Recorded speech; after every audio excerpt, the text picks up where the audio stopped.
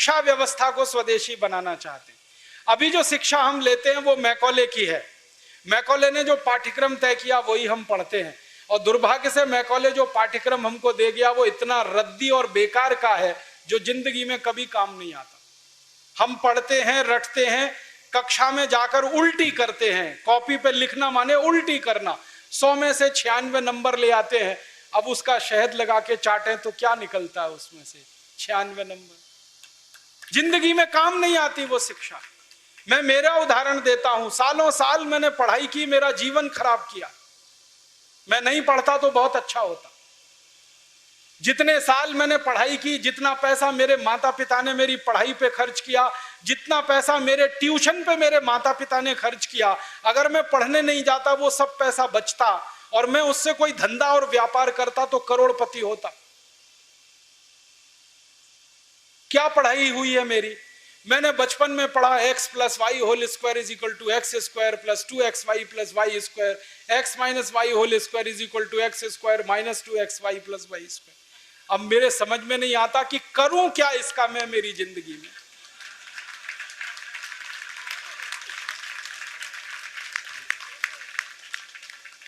मेरे गणित के प्रोफेसर ने मुझको पढ़ाया, मैंने रटा, रट रट के दिमाग खराब किया, घंटों घंटों बर्बाद किए, किलो किलो कागज मैंने लिख लिख के खराब किए, और वो मेरी जिंदगी में आज तक काम नहीं आया। x + y² क्या करूं मुझे मालूम ही नहीं। मेरे गणित के प्रोफेसर को एक दिन मैंने कहा कि आपने मुझे ये क्यों पढ़ाया x + y², मेरी जिंदगी में तो काम नहीं आया। तो मेरे गणित के प्रोफेसर कहते हैं, यार काम तो मेरे भी नहीं आया, मुझको किसी ने पढ़ाया, मैंने तुमको पढ़ाया। ये भेड़िया धसान क्यों चला रहे हो इस देश में? जो काम नहीं आता वो क्यों पढ़ा रहे हो इस देश के बच्चों? बचपन में मुझे पढ़ाया गया अमेरिका का पहला राष्ट्रपति कौन, क्या करूं इसका? मान लीजिए मुझे मालूम है अमेरिका का पहला राष्ट्रपति जॉर्ज वॉशिंगटन, करूं क्या? मालूम है मुझे, क्या करूं इसका? मैं सब्जी खरीदने जाता हूं बाजार में, सब्जी वाले को कहता हूं देखो मुझको मालूम है अमेरिका का पहला राष्ट्रपति जॉर्ज वॉशिंगटन था, वो सब्जी देगा क्या मुझे? फालतू में रटा रटा के मेरा दिमाग खराब कर दिया। अमेरिका का पहला राष्ट्रपति कौन? और मुझे इतना दुख होता है, तकलीफ होती है कि कोई मुझे ये पूछना शुरू करे कि तुम्हारे परिवार का पहला राष्ट्रपति कौन? मुझे नहीं मालूम। मेरे परिवार के राष्ट्रपति से मतलब मेरे दादा, दादा के दादा, दादा के दादा, दादा, कहीं से हमारा कुल शुरू हुआ ना, तो मेरे कुल का पति माने मेरा पहला पिता, वो कौन? नहीं मालूम। और अमेरिका का पहला राष्ट्रपति मालूम है। और मुझे तो इतना दुख होता है कि अमेरिका का पहला ही राष्ट्रपति नहीं मालूम, 250 राष्ट्रपति मालूम है मुझे उनके, और मेरे कुल के 2.5 आदमी के नाम नहीं मालूम मुझे। मेरे पिताजी का नाम मालूम है, उनके पिताजी का, उसके आगे बढ़ता हूं तो सब ब्लैंक हो जाता है, याद ही नहीं मुझे। क्या करना है ऐसी शिक्षा से? काम की क्या है ये? बचपन में मुझको पढ़ाया कनाडा का क्लाइमेट कैसा, कनाडा का, भारत का नहीं, कनाडा का। कनाडा की जलवायु क्या है, क्या करूं उसका कनाडा की जलवायु का? मैं तो कभी कनाडा जाने वाला नहीं, कनाडा मेरे घर में कभी आने वाला नहीं, उसकी जलवायु पढ़ के करना क्या है? मैं शिवपुरी में रहता हूं, मैं भोपाल में, ग्वालियर में रहता हूं, मुझे शिवपुरी की जलवायु मालूम है तो कुछ काम आने वाली है। कनाडा की जलवायु क्या काम आने वाली है? कभी जिंदगी में मौका मिला कनाडा जाने का, जिसका कोई दूर दूर तक संभावना नहीं है, तब जाके वो बात कभी काम आएगी। उसके लिए रट रट के, पढ़ पढ़ के दिमाग खराब कर दिया घंटों घंटों। ऐसा फालतू इतिहास पढ़ाया। अकबर बड़ा महान था, होगा, मैं क्या करूं? अकबर महान था, ठीक है, मैं क्या करूं उसका? मेरी जिंदगी में उससे क्या फायदा होने वाला है अकबर की महानता से? मतलब मैं कहना यह चाहता हूं कि जो ज्ञान हम ले रहे हैं हमारी शिक्षा में, वो जिंदगी में कभी काम नहीं आता। आप ईमानदारी से अपने बारे में एक दिन ये करना, मेरी बात है इसलिए नहीं, आपने जो जो पढ़ा है अपनी जिंदगी में याद करो, उसमें से कितना आपके काम आया। शायद आप 100 का नंबर निकालेंगे तो 5 भी काम नहीं आया, 5% भी काम नहीं आया। जो काम नहीं आया पढ़ा क्यों, फिर रटा क्यों उसको? और आप ऐसे सोचो, दूसरा उल्टा सोचो कि हमने जितना पढ़ा वो कितना हमें याद है। याद उतना ही रहेगा जो रोज काम आता है, बाकी कचरे को दिमाग निकाल के ऐसे ही फेंक देता है। जो याद ही नहीं रहे और काम नहीं आए उसको पढ़ना और पढ़ाना क्यों? तो मैंने सोचा कि शिक्षा व्यवस्था बदलना बहुत जरूरी है। हमारे बच्चों के ऊपर इतना बोझा हो गया है, इस बोझे ने बच्चों को खत्म कर दिया। कभी कभी तो मुझे इतना अफसोस होता है, अखबारों में खबर पढ़ता हूं 12वीं कक्षा का रिजल्ट आया, इतने बच्चों ने आत्महत्या कर ली। क्यों? फेल हो गए। बच्चे थोड़ी फेल हुए हैं, परीक्षा की पद्धति फेल हुई है हमारी, बच्चे फेल नहीं हुए। बच्चों के बारे में तो सारी दुनिया कहती है कि वो तो कच्ची मिट्टी के घड़े के जैसे हैं, जैसा आप शेप दोगे वैसे हो जाएंगे। हमारे बच्चों को हमारे अध्यापक और परीक्षा वाले शेप नहीं दे पाए, इसलिए परीक्षा पद्धति फेल हुई है, बच्चे फेल नहीं हुए। मुझे तो कई बार यह कहने के मन करता है कि बच्चों को फेल करने वाले अध्यापकों को फेल करना चाहिए, क्योंकि उन्होंने पढ़ाया नहीं ठीक से, समझाया नहीं बच्चों को ठीक से। और इस शिक्षा पद्धति में क्या भेड़िया धसान है। 100 में से 90 नंबर लाओ, 99 नंबर लाओ, 98 नंबर लाओ तो आप बहुत होशियार हैं, 33 नंबर लाओ, 30 नंबर लाओ तो आप बिल्कुल बेकार हैं।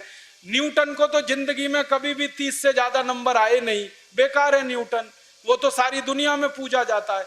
कभी फेल, हमेशा ही फेल हुआ, पास ही नहीं हुआ कभी न्यूटन। स्कूल वालों ने निकाल दिया उसको कि हर बार फेल हो जाता है, ये पढ़ने लायक नहीं है। जब स्कूल ने निकाल दिया उसको, तब उसका दिमाग खुल गया और उसने गिरते हुए सेब को देख लिया और उसने गुरुत्वाकर्षण का सिद्धांत दे दिया। जो आदमी स्कूल में फेल हो गया था, अब सारी दुनिया उस पर पीएचडी करती है और उसके गुणगान करती है। माने फेल और पास होने से किसी व्यक्ति के जीवन का कोई लेना देना नहीं। आप आइंस्टाइन की अगर कहानी पढ़ोगे तो आइंस्टाइन तो 9 कक्षा के आगे पढ़ नहीं पाया, कभी निकाल दिया स्कूल ने उसको, क्योंकि वो कुछ और सोचता रहता था। स्कूल ने निकाल दिया और निकालने के बाद सारी दुनिया में E=mc² का जो सिद्धांत दे दिया, सारी दुनिया उसका गुणगान करती है और एक ऐसे आदमी को पूछती है जो स्कूल में 9 क्लास के आगे बढ़ा ही नहीं।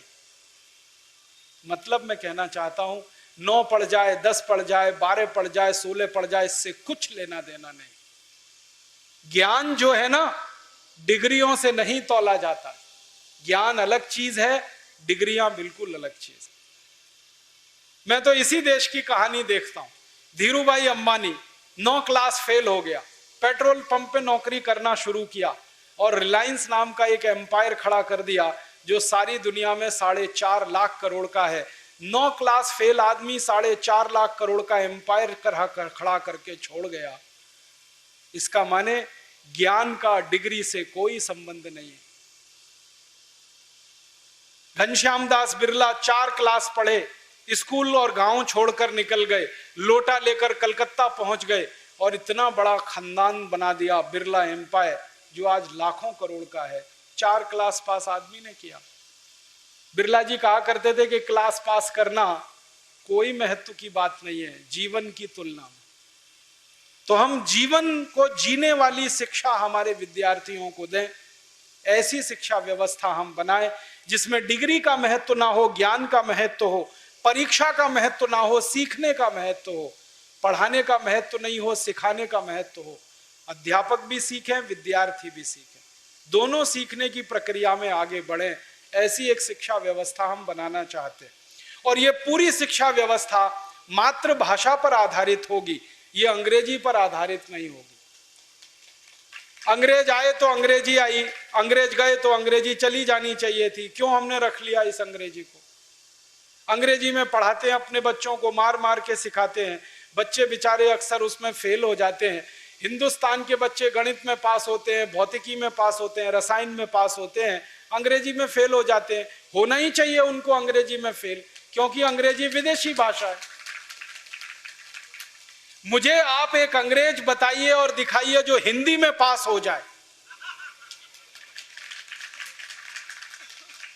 तो मैं अंग्रेजी में पास होकर दिखा सकता हूं। जब कोई अंग्रेज हिंदी में पास नहीं हो सकता तो हम भारत के विद्यार्थियों से क्यों अपेक्षा कर रहे हैं कि वो अंग्रेजी में पास हो? और अंग्रेजी भाषा नहीं है पास होने लायक, ये तो भाषा ही रद्दी है। इस भाषा का इतिहास जब मैंने पढ़ा, 5वीं शताब्दी में तो ये भाषा आई, माने मुश्किल से 1500 साल पुरानी है। हमारी भाषा तो करोड़ों साल पुरानी है, संस्कृत, हिंदी, मराठी, तमिल, तेलुगु, कन्नड़, मलयालम, ये तो 1500 साल पुरानी। और दुनिया की सबसे रद्दी भाषा है अंग्रेजी, जिसकी कोई अपनी व्याकरण नहीं है जो शुद्ध हो और ठीक हो। आपको एक उदाहरण देता हूं। अंग्रेजी में एक शब्द है पीयूटी, पुट, बीयूटी, तो पीयूटी पट होना चाहिए। सीयूटी कट, बीयूटी बट, तो पीयूटी पट। अगर पीयूटी पुट तो सीयूटी कुट, बीयूटी बुट, यही होना चाहिए ना। क्या मूर्ख लोगों की भाषा है, ग्रामर ही नहीं है। और परम मूर्खता की भाषा ये अंग्रेजी। एक शब्द है अंग्रेजी में, उसमें कहते हैं केमिस्ट्री, CHEMISTRY, केमिस्ट्री। तो यहां पे CH जो है ना का हो गया, ठीक है। तो केमिस्ट्री में CH का हो गया, तो चोपड़ा में कोपड़ा होना चाहिए। CHOPARA है ना, उसको चोपड़ा क्यों कहते हैं, कोपड़ा कहो। और CHOPARA को चोपड़ा कह रहे हो तो CHEMISTRY को केमिस्ट्री कहो। फिर एक जगह CH का है, एक जगह CH चा है, कुछ समझ में नहीं आता क्या इनका हिसाब किताब है। मूर्खों की भाषा है ये अंग्रेजी। और इस भाषा की कितनी बड़ी कमजोरी है। अंग्रेजी में एक शब्द है SUN, माने सन, माने सूरज। अब किसी भी अंग्रेज माई के लाल को मेरी चुनौती है कि इसका दूसरा शब्द अंग्रेजी में से निकाल के लाए। SUN का पर्यायवाची है ही नहीं, लाएंगे कहां से? पूरी अंग्रेजी में सन का पर्यायवाची नहीं है, माने दूसरा शब्द नहीं है जो सूर्य को बता सके। अब हम संस्कृत की बात करें, सूर्य एक शब्द है, दिनकर, दिवाकर, रवि, भास्कर, मार्तंड, 84 शब्द हैं हमारे पास संस्कृत में। अंग्रेजी में एक ही है।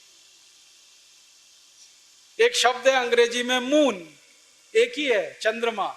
और हम संस्कृत में 56 शब्द हैं चंद्रमा के लिए। अंग्रेजी का एक शब्द है वाटर, माने पानी, वो अकेला एक ही है।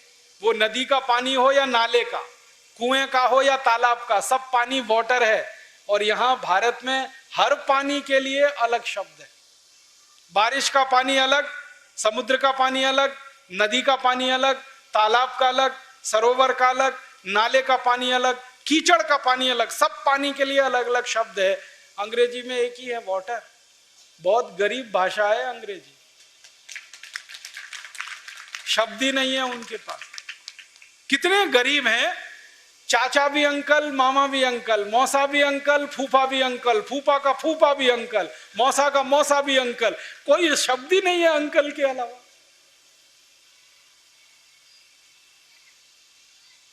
और चाची, मामी, मौसी, सब आंटी, कोई दूसरा ही शब्द नहीं है उनके। हम तो मूर्ख लोग इस अंग्रेजी में फंस गए। अकल नहीं हमारी तो मारी गई है। हमारे देश में जो अंग्रेजी पढ़ गए ना, अकल उन्हीं की मारी गई है। जो नहीं पढ़े वो बहुत होशियार। पता है, मैं कुछ लोगों के घरों में जाता हूं। मैंने जिंदगी में एक नियम बनाया, वो नियम यह है कि होटल में खाना नहीं खाऊंगा, होटल में ठहरूंगा नहीं। तो झक मार के मुझे घरों में ही ठहराना पड़ता है, खाना खिलाना पड़ता है, क्योंकि मैं खाता नहीं, होटल में ठहरता नहीं। तो हर बार नए नए घरों में जाता हूँ खाना खाने, रहने के लिए। तो अंग्रेजी पढ़े लिखे लोगों के घर में भी जाता हूँ, तो वो कैसे मूर्ख दिखाई देते हैं मुझे उसका उदाहरण बताता हूँ। वो ना तो अंग्रेज है ना तो हिंदुस्तानी है, खिचड़ी है बीच की। और वो खिचड़ी कैसी है, किसी के घर में गया तो पिताजी का नाम घर में रामदयाल, माताजी का नाम गायत्री देवी, बेटे का नाम टिंकू। अब मैं यही पूछता हूं कि रामदयाल और गायत्री देवी का टिंकू कहां से आ गया।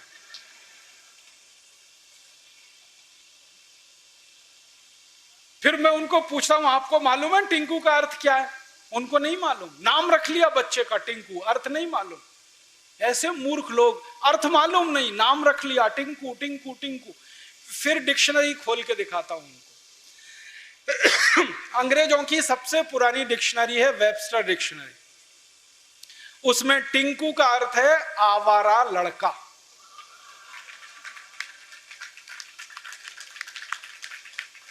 जो लड़का बाप की ना सुने, मां की ना सुने, वो टिंकू है।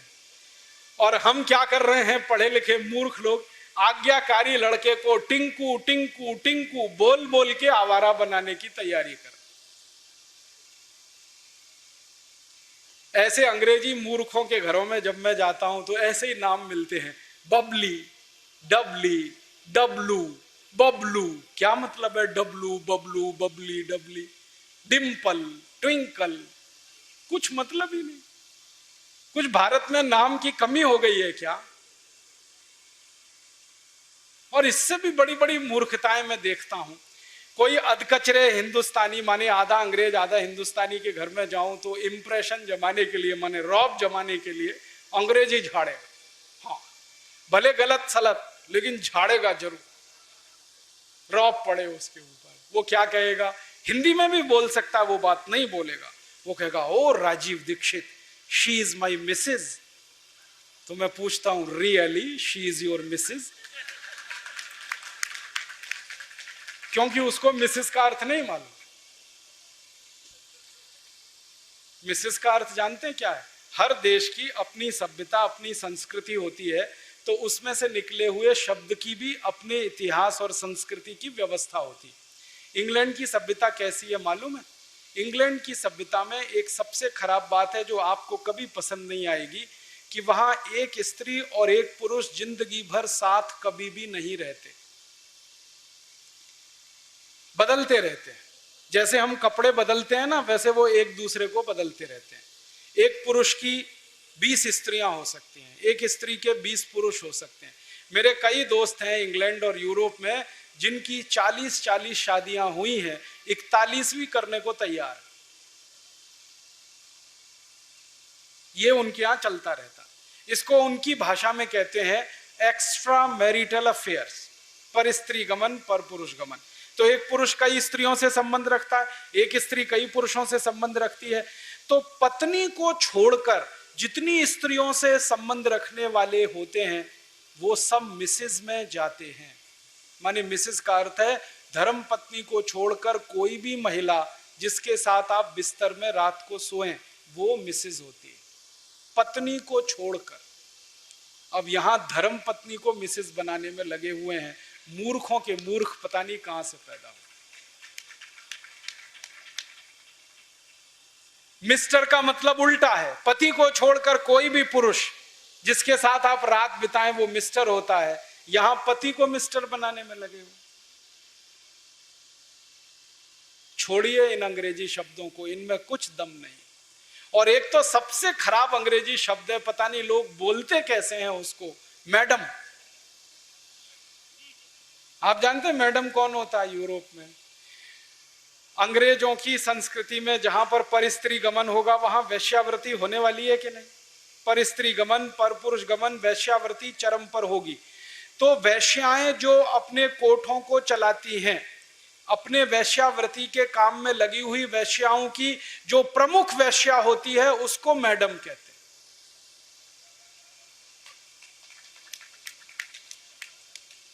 और यहां हिंदुस्तान में अपनी बहनों को मैडम कह देते हैं। ऐसे मूर्ख लोग मैंने इस देश में देखे हैं।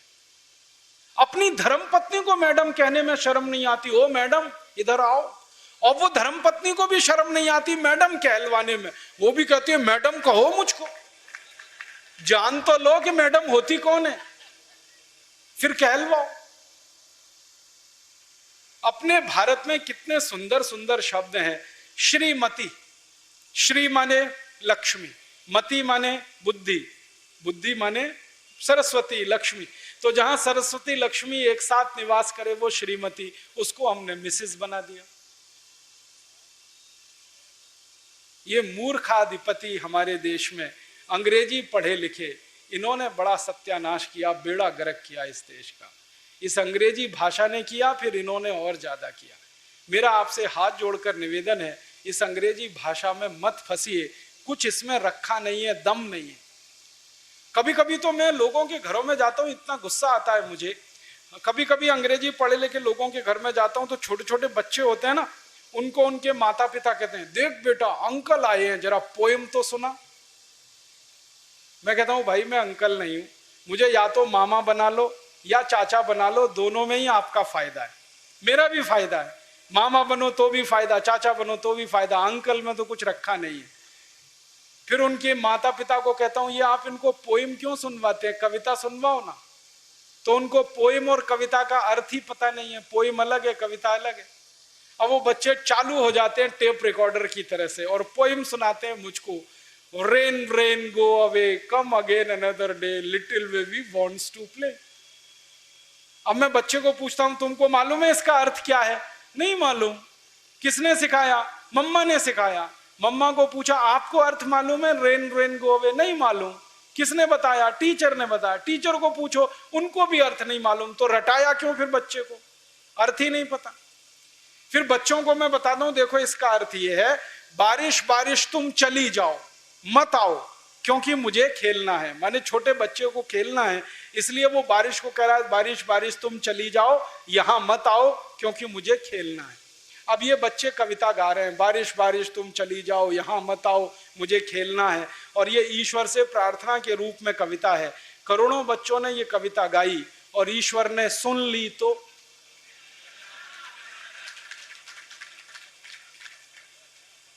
बारिश को वापस बुला लिया। तो क्या होने वाला है? बारिश नहीं होगी। बारिश नहीं होगी तो सूखा पड़ेगा। सूखा पड़ेगा तो आप भी भूखे मरेंगे, मैं भी मरूंगा, किसान भी मरेंगे। इतनी अकल नहीं है हमको, ये रेन रेन गो अवे कितनी खतरनाक चीज है। हमारे भारत में 60% खेती बारिश पर होती है, 40% खेत में ही सिंचाई की व्यवस्था है। जब 60% खेती बारिश पर हो तो बारिश ज्यादा होनी चाहिए इस देश में। ऐसी कविताएं हम बच्चों को क्यों नहीं सिखाते?